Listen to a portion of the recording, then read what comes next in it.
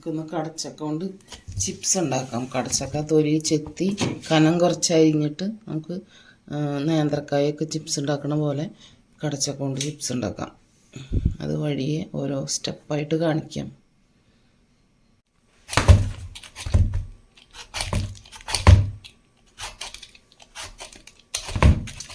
കടച്ചക്കയുടെ തൊലിയൊക്കെ കളഞ്ഞെടുക്കാം നന്നായിട്ട്.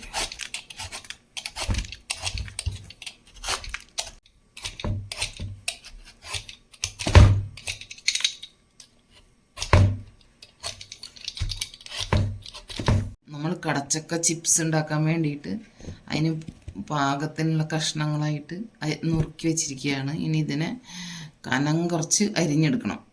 എന്നിട്ട് നമ്മൾ ചിപ്സ് ഉണ്ടാക്കും. എണ്ണയിലിട്ടിട്ട് വറുത്തിട്ട് ചിപ്സ് ആക്കിയെടുക്കും.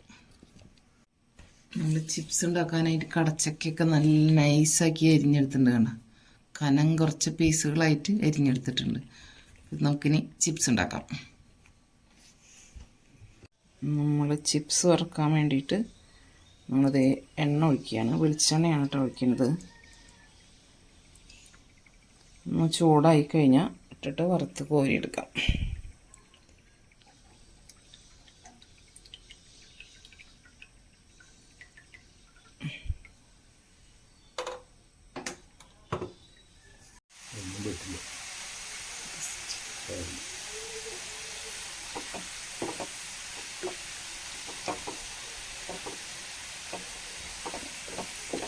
എണ്ണ ചൂടായി. നമ്മൾ ഇതിട്ട് കൊടുത്തിട്ടുണ്ട് അരിഞ്ഞത്. ആ വീഡിയോയുടെ ആ ഭാഗം മിസ്സായിപ്പോയി.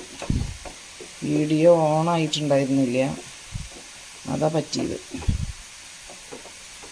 ചൂടായ വെളിച്ചെണ്ണയിലേക്ക് നമ്മൾ ജസ്റ്റ് ഇതിട്ട് കൊടുത്തിട്ടുള്ളൂ കേട്ടോ. അപ്പോൾ നമുക്കിനി ഇതിലേക്ക് ഉപ്പ് തെളിച്ച് കൊടുക്കാം. 1 സ്പൂൺ ഉപ്പ് തെളിച്ച് കൊടുക്കാം.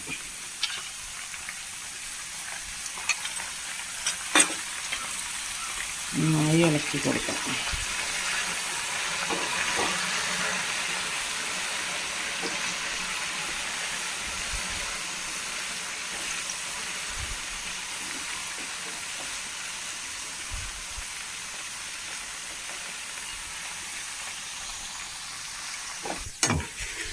നമുക്കിനി ചിപ്സ് എല്ലാം കോരിയെടുക്കാം. എല്ലാതും മൊരിഞ്ഞിട്ടുണ്ട് നന്നായിട്ട്.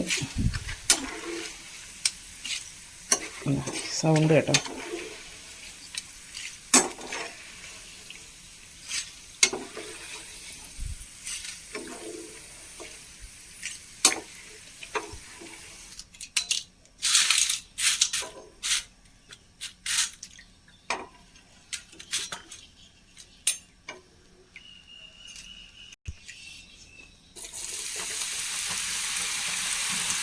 എണ്ണയ്ക്ക് നമ്മുടെ കടച്ചക്ക അരിഞ്ഞെടുത്ത് കൊടുക്കുകയാണ്.